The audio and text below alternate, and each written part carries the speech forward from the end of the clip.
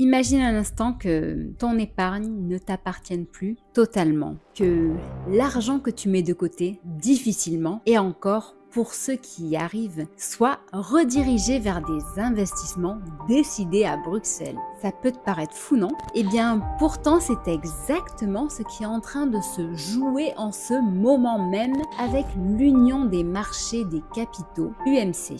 Ce projet ambitieux qui vise à canaliser l'épargne des Européens pour financer les besoins colossaux de l'Union européenne cache aussi de très gros risques pour ton épargne. Donc, va-t-on vers une mise sous tutelle de notre argent? Décryptons ensemble les véritables enjeux et dangers de cette réforme.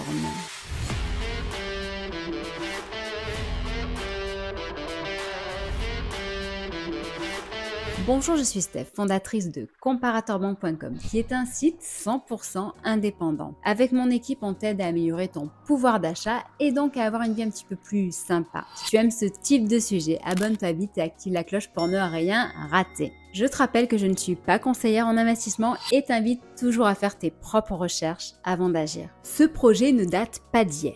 Il est né en 2010 avec la crise de la zone euro. L'UMC est un projet qui a été lancé sous l'impulsion de Jean-Claude Juncker, alors président de la Commission européenne. L'idée de tout ça, il s'agissait de trouver une réponse à la crise de la zone euro en facilitant le financement des entreprises et en complétant l'union bancaire. Mais bon, malgré une décennie de discussions, les avancées restent très timides. Pourquoi? Parce que chaque pays veut garder la main sur ses propres règles financières. Ce qui semble normal, tu ne trouves pas? Bref, dis-le-moi en commentaire. Donc, l'Europe se heurte à des différences culturelles, fiscales et réglementaires qui ralentissent tout ce projet.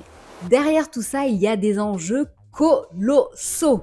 Un besoin de financement estimé à plus de 800 milliards d'euros par an pour rester dans la course face aux États-Unis et à la Chine selon Mario Draghi. Donc, l'Europe veut investir massivement dans 3 secteurs. Tout d'abord, la lourde et chère transition écologique qui est freinée récemment d'ailleurs car tous les pays n'y adhèrent plus forcément. En effet, les grandes banques et grands fonds se désengagent tous les uns après les autres. Je pense par exemple à BlackRock, à JP Morgan qui quittent le Climate Act.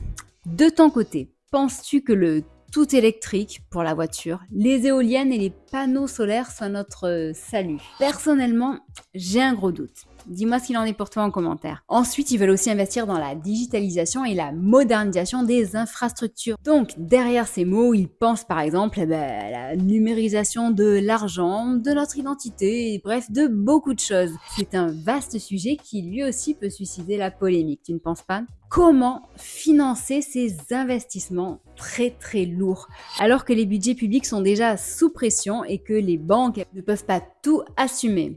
Bref, donc c'est ici que l'UMC entre en jeu. Il s'agit de mobiliser l'épargne des ménages européens.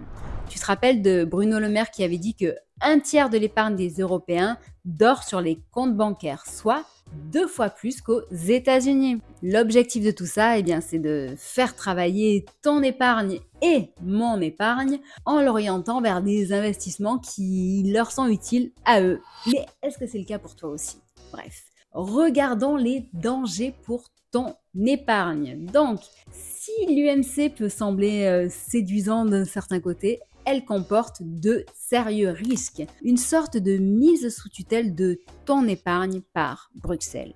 Donc, en facilitant la circulation des capitaux, l'Union européenne pourrait par exemple imposer des normes d'investissement aux épargnants français. En clair, on pourrait t'obliger à financer des projets jugés stratégiques par Bruxelles.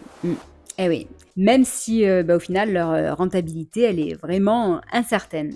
Et c'est là que Charles Gave, économiste et président de l'Institut des libertés, nous prévient. Il dit que donc derrière tout ça, c'est avant tout aussi un emprunt, donc un impôt différé. Si l'Europe emprunte aujourd'hui, cela signifie que demain, il faudra le rembourser. Nous allons donc devoir créer un ministère européen des finances, ce qui signifie, allez, la fin de la souveraineté économique des États.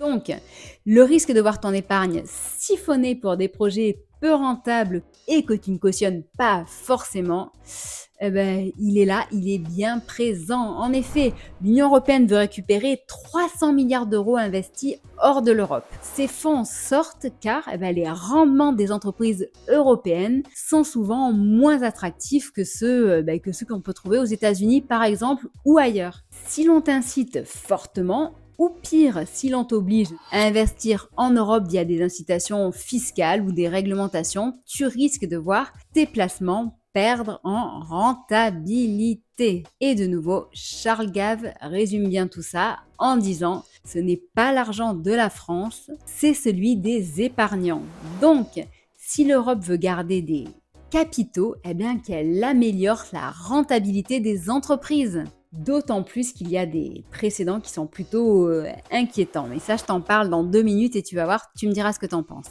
Bref, l'indépendance financière commence avant tout par la liberté de choisir où d'investir son argent. Certaines des opportunités les plus dynamiques se trouvent souvent à l'international, comme tu le sais. Et donc, heureusement, il existe des solutions qui aident justement à investir au-delà de nos frontières et de nos marchés européens. Tu peux par exemple investir en bourse avec Freedom 24, quotidien et des revenus composés. Si jamais tu as d'autres idées à partager pour investir ton argent hors de nos frontières, tu peux en parler également en dessous en commentaire. Maintenant, on va revenir justement sur ces précédents qui sont un petit peu inquiétants.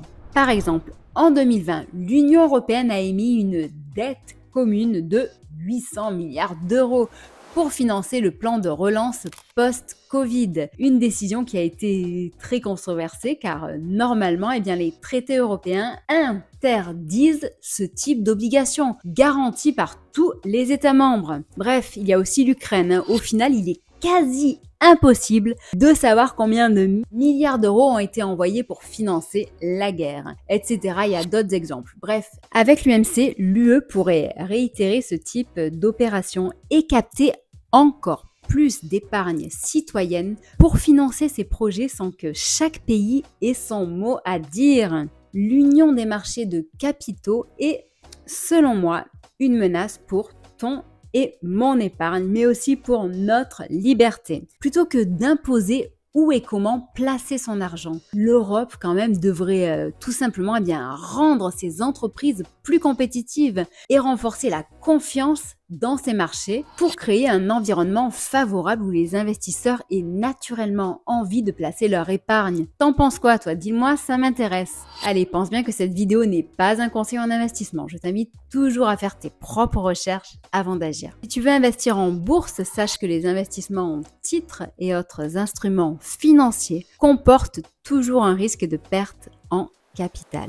Les prévisions et les performances passées ne sont pas des indicateurs fiables des performances futures. J'espère que tu as aimé cette vidéo et qu'elle t'a amené peut-être à réfléchir sur des sujets pour lesquels il n'y a pas trop de débat en France aujourd'hui. Dans tous les cas, je t'invite à t'abonner à cette chaîne et à utiliser mon lien Freedom24. Je te dis à très bientôt, que ce soit sur le site comparatorment.com, Facebook, Twitter, Instagram, TikTok, LinkedIn et même Discord, où tu pourras télécharger tes e-books gratuits pour apprendre à mieux épargner et gérer ton budget autrement. À bientôt, merci.